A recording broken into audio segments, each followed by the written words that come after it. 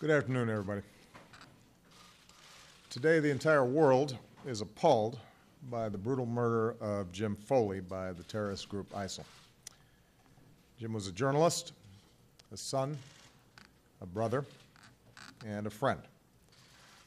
He reported from difficult and dangerous places, bearing witness to the lives of people a world away. He was taken hostage nearly 2 years ago in Syria, and he was courageously reporting at the time on the conflict there.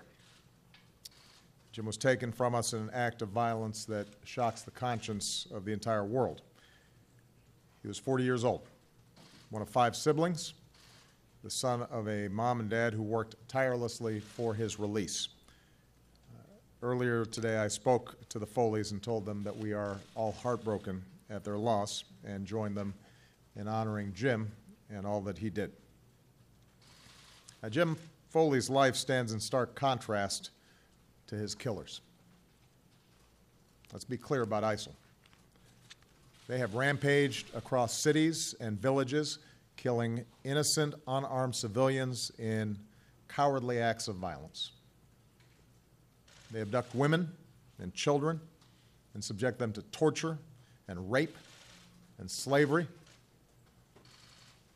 They have murdered Muslims, both Sunni and Shia, by the thousands. They target Christians and religious minorities, driving them from their homes, murdering them when they can, for no other reason than they practice a different religion. They declare their ambition to commit genocide against an ancient people. So ISIL speaks for no religion. Their victims are overwhelmingly Muslim, and no faith teaches people to massacre innocents. No just God would stand for what they did yesterday and what they do every single day. ISIL has no ideology of any value to human beings. Their ideology is bankrupt. They may claim out of expediency that they are at war with the United States or the West, but the fact is they terrorize their neighbors and offer them nothing but an endless slavery to their empty vision and the collapse of any definition of civilized behavior. And people like this ultimately fail.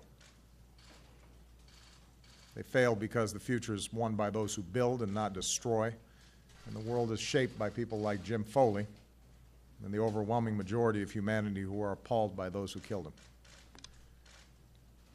The United States of America will continue to do what we must do to protect our people.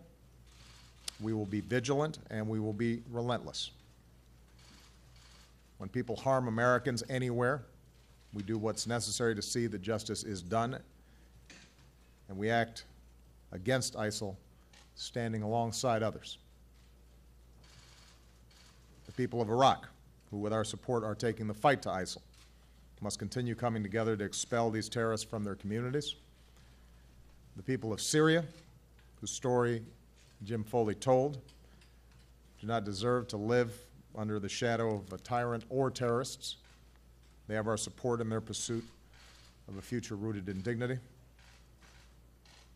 From governments and peoples across the Middle East, there has to be a common effort to extract this cancer so that it does not spread. There has to be a clear rejection of these kind of nihilistic ideologies. One thing we can all agree on is that a group like ISIL has no place in the 21st century. Friends and allies around the world, we share a common security and a common set of values that are rooted in the opposite of what we saw yesterday. And we will continue to confront this hateful terrorism and replace it with a sense of hope and civility. That's what Jim Foley stood for. A man who lived his work, who courageously told the stories of his fellow human beings, and who was liked and loved by friends and family. Today, the American people will all say a prayer for those who love Jim. All of us feel the ache of his absence. All of us mourn his loss. We keep in our prayers those other Americans who are separated from their families We will do everything that we can to protect our people and the timeless values that we stand for. May God bless and keep Jim's memory, and may God bless the United States of America.